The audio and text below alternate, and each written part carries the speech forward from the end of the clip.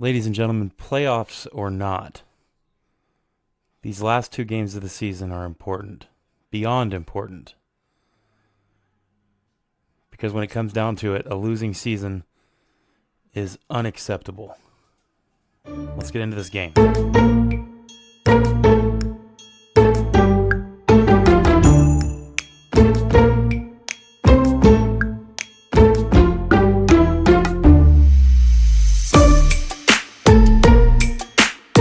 Ladies and gentlemen, thank you for joining my channel and checking it out. I appreciate any time you spend here listening to little old me talk about these Miami Dolphins.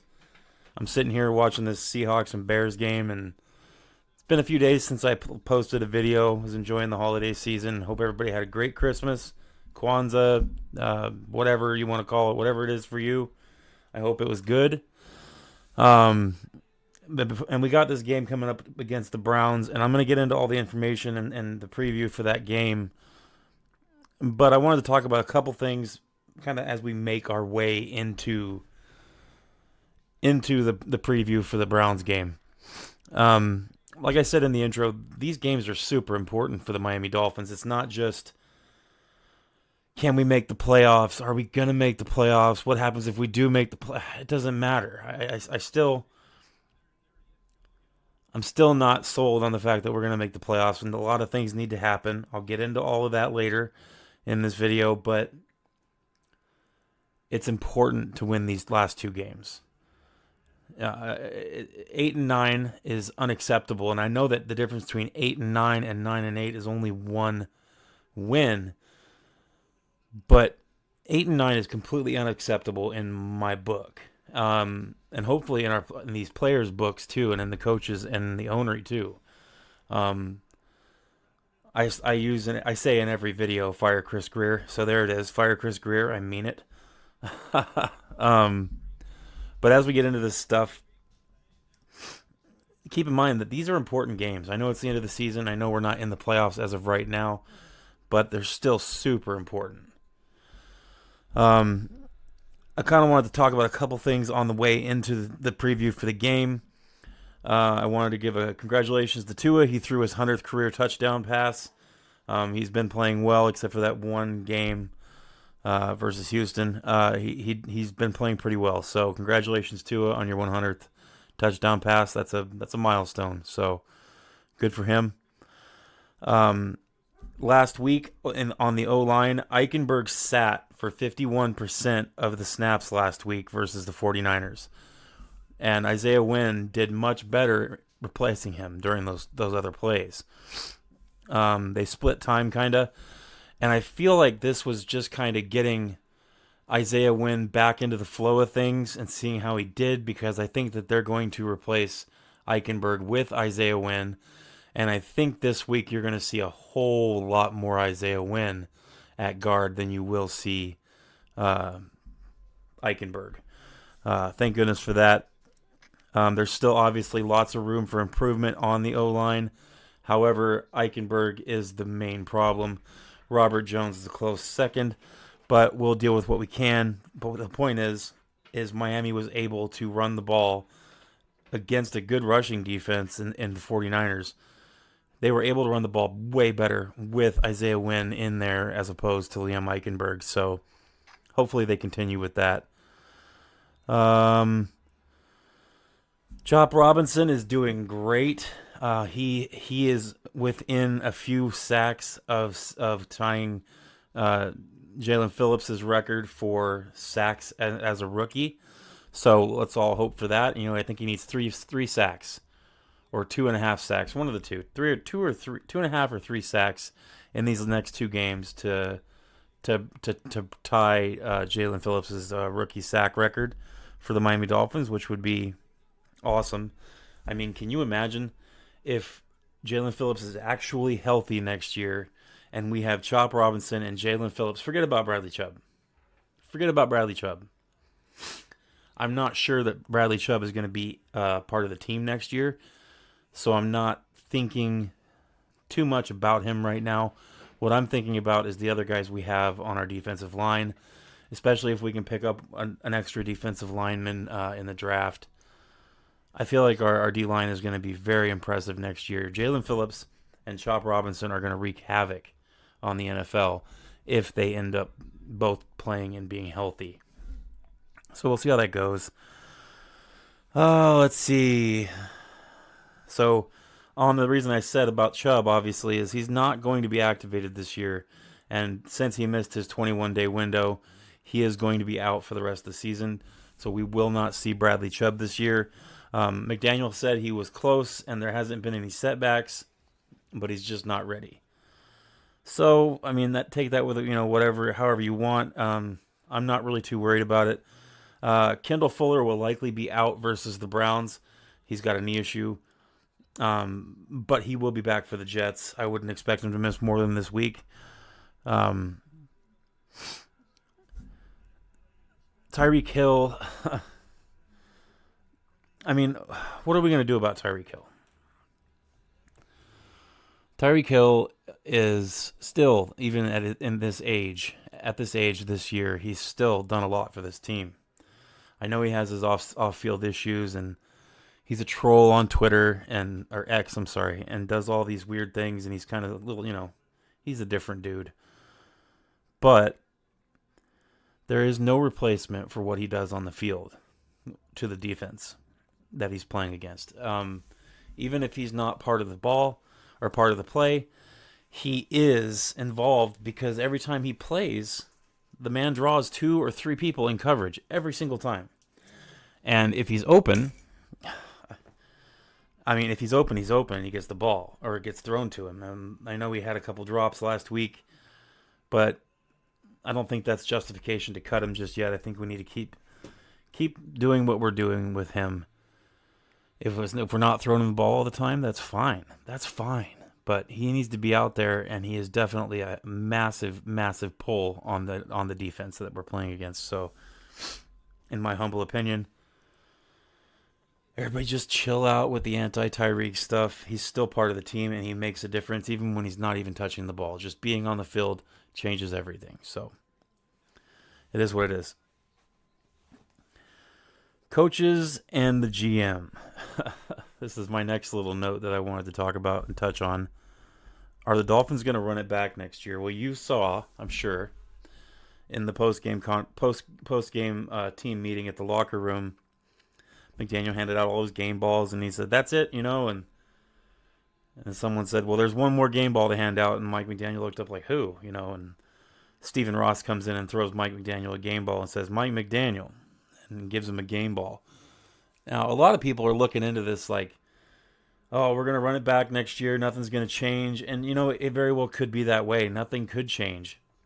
At the very least, I would hope that Chris Greer would get his head out of his proverbial ASS and actually make a change in this team, which is draft the people and trade for the people in free agency that you don't think we need, that we obviously do.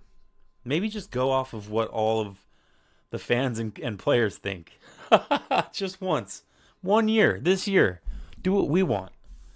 And see how it goes. See what happens. I guarantee you're not going to be disappointed. I do think Mike McDaniel's job is safe. I don't think he's going anywhere. And I'm not even sure that I'm of the opinion that he needs to be fired. I know a lot of people are. But here's my thought on that. How many times have we let a coach be a coach for 1, 2, or 3 years and then fired them? It's been happening a lot. Years and years and years, right? And what has that gotten us? Nothing. I know Mike McDaniel is not a perfect coach. What I can say is that he has gotten better. And I know that some people don't even believe that, but if you watch games and watch the progression of him, he is getting better, and he's learning to make adjustments. Maybe they're not as many adjustments as we would like, sitting on our chairs, seeing everything all the time. But he is making adjustments.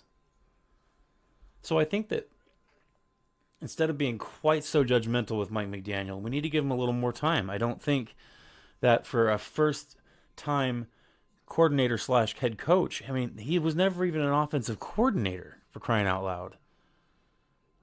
So I think we need to give him a chance here. We need to let this roll out a little longer with Mike McDaniel. But I do think that Chris Greer needs to be fired. Like right now, we got to get rid of him. But that's obvious. Everybody knows that, and I think most everybody agrees that Chris Greer needs to go.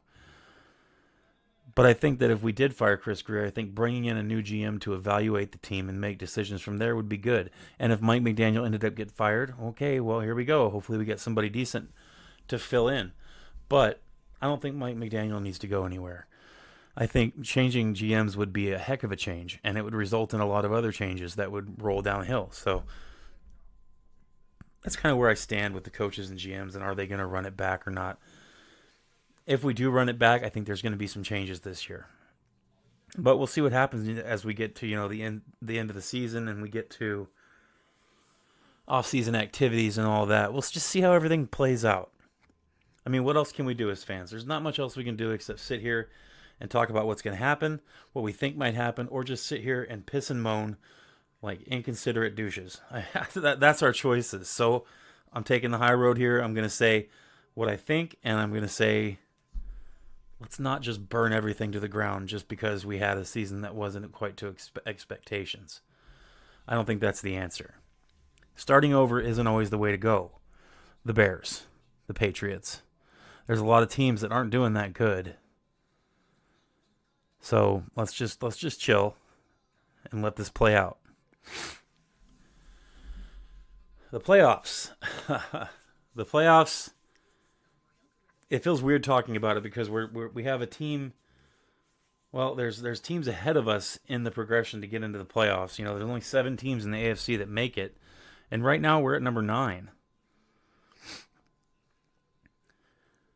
Since Kansas City lost on Christmas Day or beat Pittsburgh on Christmas Day. I'm sorry, I'm halfway asleep here.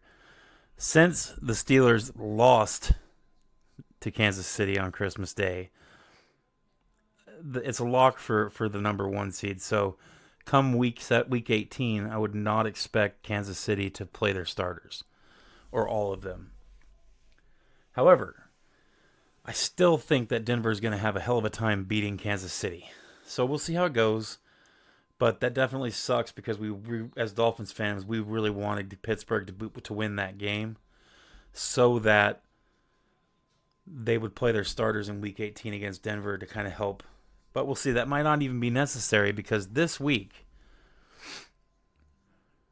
we have the Colts. They have to lose. This is what happens when you don't control your own destiny. We're relying on other teams to do certain things. So we need 2 of these 3 things to happen in order for us to make the playoffs. We need 2 of 3. Doesn't matter which one, which 2. We just need 2 out of these 3 things. We need the Colts to lose 1 game out of their next 2. We need the Broncos to lose 2 games out of their last 2. So they need to lose out. Or we need the Chargers to lose out. So Chargers losing out, Broncos losing out, or the Colts losing 1 of 2. 2 of those 3 things need to happen for us to make the playoffs. Doesn't matter which 2. The Colts, they play the Giants this week and then the Jaguars. I don't think the Colts are going to lose to the Giants. I'm hoping that they lose in Week 18 against the Jaguars. The Broncos, they play Cincinnati and then Kansas City. That's their last 2 games. Very feasible that the Broncos could lose those 2 games. If they do, and the Colts lose one, we're in the playoffs at the 7th seed, and we'll likely face Buffalo. And at Buffalo, in Buffalo. Or the Chargers could lose 2 games, and those next 2 games for the Chargers are New England and then Las Vegas.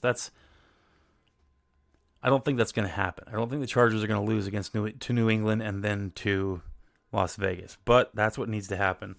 The Bengals technically have the same record as us. However, we have the tiebreaker over them. So as long as the Dolphins win out, the Dolphins will finish ahead of the Cincinnati Bengals, no matter what the Bengals do. So don't worry about the Bengals. The bottom line is the Dolphins need to win their last two games, and if that happens, then we should be rooting for the Broncos to lose two, the Chargers to lose two, or the Colts to lose one. If the Colts, the Broncos, and the Chargers each lose their games, we could be looking at a sixth seed. Crazy, right? So just wanted to throw that out there so everybody knows what to be rooting for. This week, we need to be rooting for the Giants to beat the Colts. We should root for Cincinnati to beat the Broncos, and we should root for New England to beat the Chargers. That's where we're at. Now let's talk about this game. The weather for Cleveland. Cleveland is a weird place. So in one day, you could have rain, sunny skies, sleet, and snow all in a 2-hour period. So what the prediction is for this game is 40 to 50 degrees, 70% chance of rain, 70% chance of rain. This is going to be a cold game. If it's any colder than what it says it's going to be, you could be looking at snow falling during this game. It's supposed to rain, could be snow, could be sleety. It's going to be cold and wet. Can the Dolphins win a cold weather game? I don't care if it's a bad team. Don't care. Cleveland is used to this kind of crappy weather. Miami is not. Can they win a game like that? Oh, I hope so. But you never know. They play the game for a reason, right? 40 to 50 degrees, 70% chance of rain, 15 to 20 mile an hour gusting winds. Can the Dolphins win in a game like that? They can. Will they? I don't know. I think they will. But I always say it, and I'm not going to say it again. It was only a few seconds ago that I said it the first time. Cleveland has just put up 6 points last week against one of the worst defenses in the NFL. That's the Bengals, obviously. 31 or 32nd worst defense in the NFL. The Cleveland Browns could only put up 6 points against them. You'd think that would have been a little different if they had Jameis Winston playing quarterback, but they don't. They do not have Jameis Winston. They have DTR. And DTR went 20 of 34 for 157 yards, no touchdowns, and 2 picks in that game. Cleveland Browns have a propensity for turning the ball over. They are the best in the league at turning the ball over, which is the worst in the league. The Browns are last in the league in turnover differential at -18 for the season. For brevity, Miami Dolphins are -4.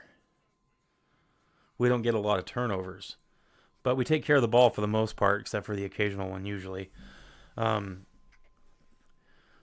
Without that 3 interception game from Tua, we would be -1. So the turnover game is going to be huge in this game. Cleveland is the 25th ranked offense at 307.2 yards per game. 25th. They are 31st in points per game, scoring 16.3 points per game.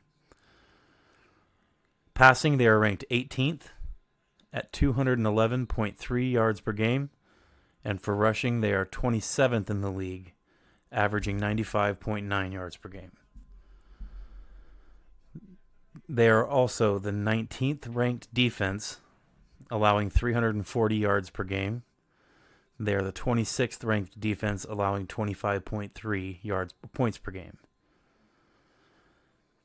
That is a bad offense, poor offense, and a very poor defense. I don't have anything against the Browns, but this is a bad team. Now, Miami has their issues, but they're nothing like that. Miami is the 16th ranked offense at averaging 328.5 yards per game and 22nd in points at 20.3 points per game.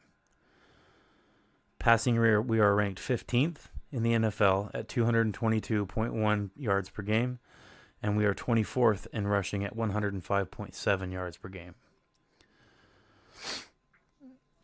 We are the 6th overall ranked defense at allowing 312.8 yards per game. We are the 8th ranked defense overall in points, allowing 21.9 points per game. Passing, we are 11th in the NFL at 210.8 yards per game on defense. And on defense for rushing, we are 7th, allowing 102 yards per game.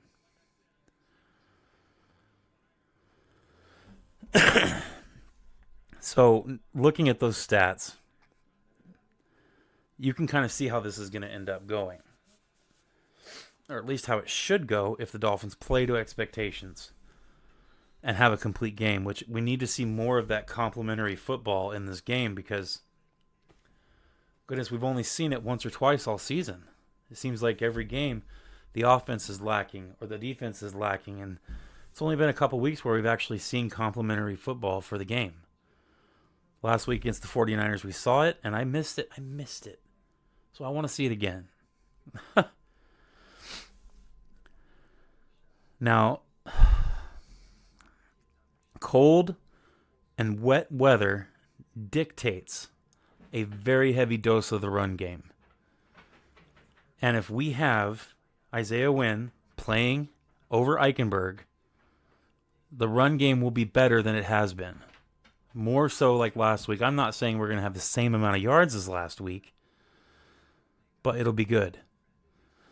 Can Mostert and Achane smash again? Can they just wreck the line of scrimmage like they did last week? I think they can, especially against this defense. I think they can. I want to see it. I mean, they're the 19th ranked rushing defense. The Browns are. Miami can pull this off. I want to see a lot of running. You got to have that in order for this. But in order for the run game to work, Mostert and Achane need to be on their game, and our offensive line needs to step up again and go beast mode. Eichenberg needs to sit even more in this game and allow more time for Isaiah Wynn to play that position. If they do that, the run game will be there. It will be. Can the defense actually make initial tackles? Well, initial tackles are hard in the NFL because you've got a lot of fantastic players. Now, the initial tackle, the tackle on contact, the tackle at first contact, the point of contact, that tackle works a lot better when you have 2 or 3 or a progression of 4 or 5 players rushing to that ball every time someone takes control of it. So instead of expecting the first tackle to be made every time by one player, the team needs to swarm. And there's only been a few games where we've seen swarming defense, and that's what we need to see this week against the Browns. Don't even give them a chance. We need to be all over them. That needs to happen. Our safeties need to play better. Javon Holland and Jordan Poyer, they need to step up. Haven't been playing great.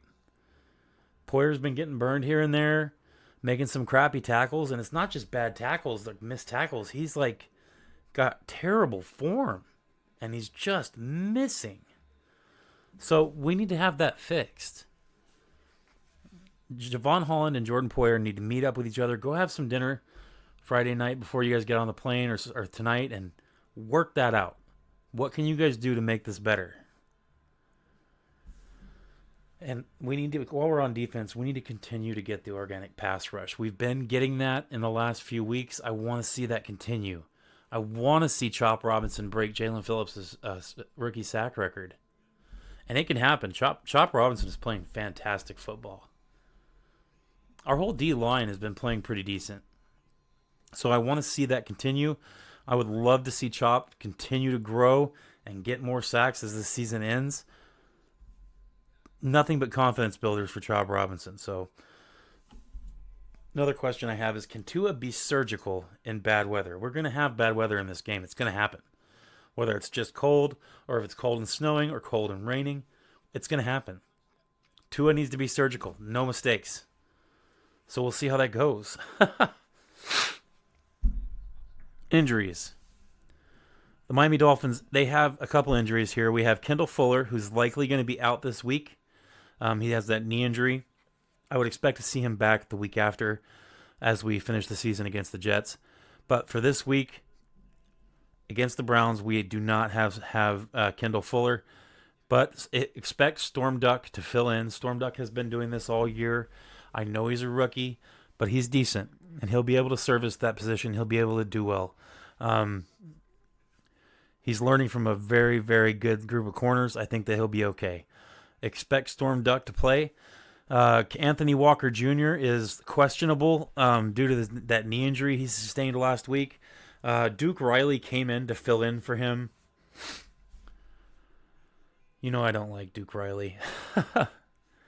He blew a few plays pretty bad, and including that touchdown pass at the end of the game there that the Niners got. That was on Duke Riley. So he's going to be the one that's going to be filling in that position for Anthony Walker Jr. Hopefully he has some time to look at film this week, and now that he's knowing he's likely going to be starting, if Anthony Walker is out, hopefully he can play a little better.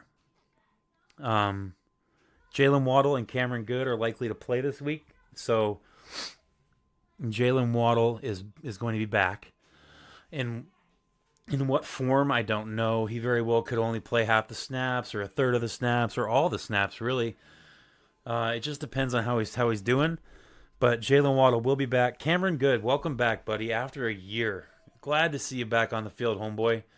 I hope that this game goes well for you. I hope that you get some chances to make a difference, and I hope that when you have those chances, you do.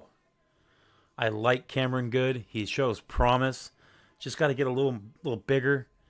But I think he's going to be decent. Hopefully we can hang on to him and continue developing him. Hopefully he gets some opportunities to play in this game coming up. For the Browns, David Njoku, for their tight end, he's got a hamstring injury. He's listed as questionable, hasn't been practicing this week. So, I mean, we'll see. That would be a huge loss for the Browns to not have him on the field, especially with that young quarterback they have.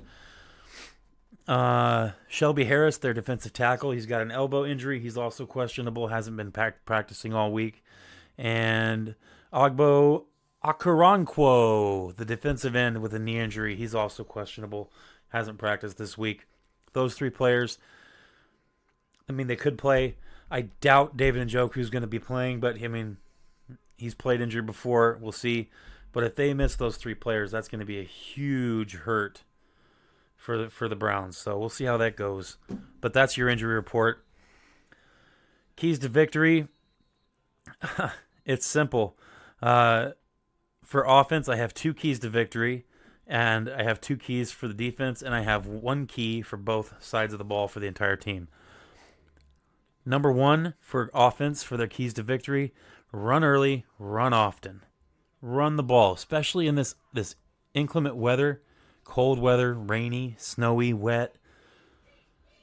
Tua shouldn't have to throw for 400 yards in this game. He should be able to hand the ball off and let our running backs punch everybody in the face. Let them just run wild. Run plays galore. Trick plays, run plays, off-tackle run plays, outside end run plays, right up the middle run plays. Let them go. Put Jeff Wilson in there and let him just run straight off the center's ass. That's what I want to see. So we'll see there. That's run early, run often. Number 2, linemen need to go hard in this game. The linemen need to play this game like this is their last game ever. If they can do that, and if we run early and run often, we're going to win this game. That simple. They cannot stop us if we do. If they follow that game plan, they will not be able to stop it. For defense, the defense, number 1, they need to make tackles the first try. And if it can't be done with one player, swarm tackle. Swarm tackle. Do not let them break tackles and gain extra yards. Make the tackle. Number 2, organic pass rush. How do you get organic pass rush? Well, you've got to have good players with a lot of speed on the outside. They have that. We have strong players on the inside in Benito Jones and Zach Sealer. We do those things. We have the players. Throw some stunts in there. Stunts mess up offensive lines. As an ex-college player and high school player, when a defensive line got in on the stunt game and they started mixing things up and crossing and spinning and rolling off each other, oh my goodness. It just adds a whole nother stressor to your head. Makes it hard. Get that pass rush. Do whatever it takes. Throw a bunch of stunts and twists on the line. Do whatever you got to do, but get to the quarterback. And this is the biggest key to victory for this entire thing. The biggest one.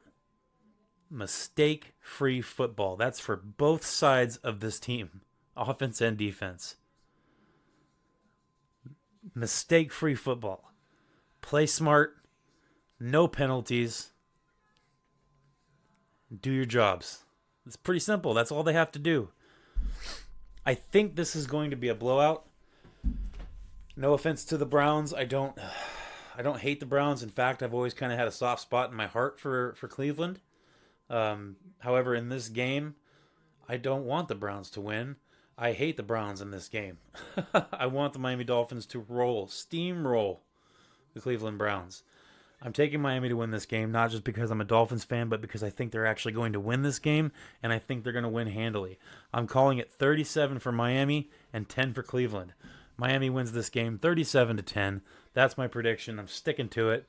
You guys can get at me after the game if I'm wrong, but I have a feeling I'm going to be right in this one. I don't think this game will be close. I just don't think the Browns have the offensive firepower to work through the Miami Dolphins, especially with the way our defense has been playing. I don't think they'll score a lot of points, and I don't think they have the defense to stop Miami's offense. So Miami gets a lot of points. The Browns will get a little points. It's just that simple. That's what I'm calling. So thank you, everyone, for watching this video. I appreciate each and every one of you, like I always say. I'll have another video out probably, or I might go, actually, yeah, I think I might go live for the game on Sunday. So be looking for that if you're interested. That's it. 37-10 Miami.